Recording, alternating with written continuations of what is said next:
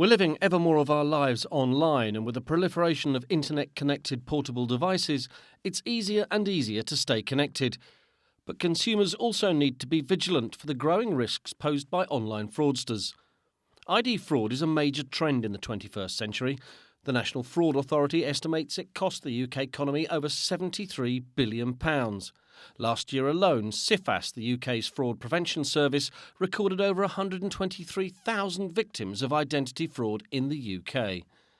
Meanwhile, Experian Victims of Fraud team have investigated nearly 19,000 fraud incidents in the last 12 months and found an increase of nearly a third compared to the same period last year. Well, I've been the victim of ID fraud 3 times now over the past 4 years. But in the last 2 weeks, the most dramatic incident occurred. And that was bank and mobile phone at the same time.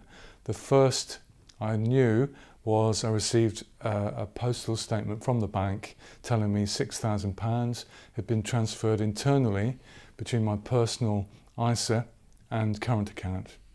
Immediately I rang the bank and closed down all my bank accounts, and there seemed to be a coordinated attempt to steal from me. And they succeeded very, very cleverly, and there wasn't an awful lot I could do about it. It made me feel extremely vulnerable. In 2012, it took victims of ID fraud an average of 444 days to discover the crime, with an average loss of £1,100. But in addition to the financial cost and inconvenience, being a victim of ID fraud can also have a lasting negative effect on your credit rating. The volume of personally traded information is rising rapidly. At Experian, we monitored over 35 million pieces of compromised and traded information last year, and that was 3 times as big as 2010, so it's a growing problem. You know, in terms of protecting our identity, the most common mistake we make is not to pay attention when we should, especially when we're accessing something online or using an unknown source like a free Wi-Fi spot. We're in a hurry, we're in the middle of doing one thing before we do another, and we just make a simple mistake and someone can take advantage of that.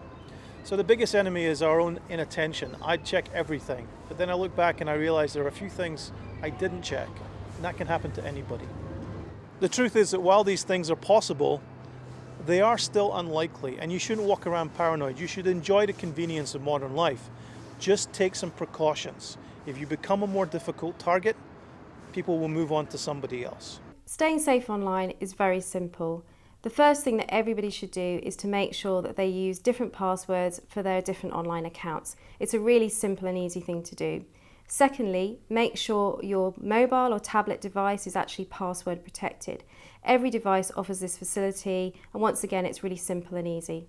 People who think they have become a victim of fraud should notify the police, contact their bank, and also check their credit reports.